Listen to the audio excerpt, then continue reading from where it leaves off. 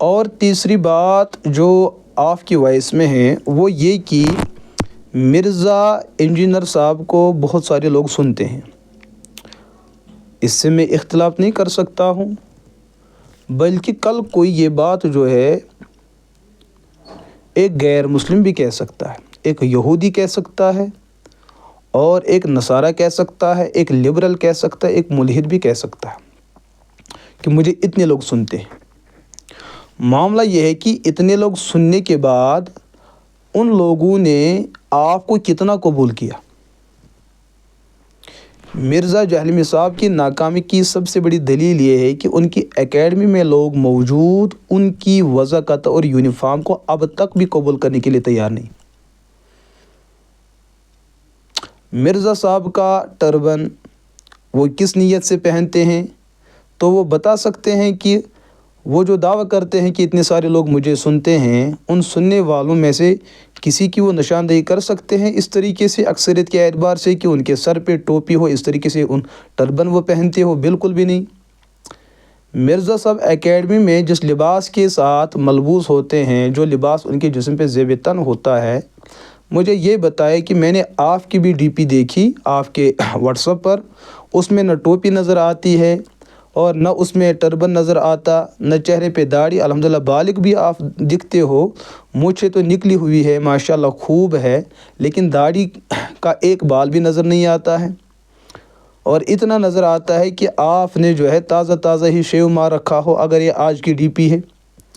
اسی طریقے سے آپ کے جسم پہ پہنا ہوا لباس ہے، وہ بھی تو وہ نظر نہیں آتا کہ جو مرزا جہلمی صاحب پہنتے۔ پھر یہ کہنا کہ مرزا صاحب کو دنیا سنتی ہے، یہاں کس کو نہیں سنا جاتا ہے؟ کل کوئی یہاں ہمارے ملک ہند کا بالی ووڈ سسٹم وہ کہے کہ ہمیں لوگ اتنا دیکھتے ہیں، تو پھر کیا ان کے اس غلط چیز کو ہم ٹھیک کہیں گے؟ یہاں گوہر شاہیت اس فتنے کو لوگ کتنا سنتے ہیں، اس کو ہم حق کہیں گے؟ یہاں دوسری کفریہ تنظیموں اور تحریکات کو لوگ کتنا سنتے ہیں، ان کو ہم حق کہیں گے؟ یہ معیار حق نہیں ہے۔ آپ یہ دیکھ لیجئے کہ ان کی زندگی میں جو خوبیاں ہیں کیا وہ آپ اپنی زندگی میں منتقل کر چکے ہو؟ بالکل بھی نہیں۔ اگر آپ کے اسی اصول کو لیا جائے گا تو پھر تو اس اصول کے پیش نظر مرزا صاحب کا ناکام اور نامراد ہونا آپ کے اصول سے ثابت ہے۔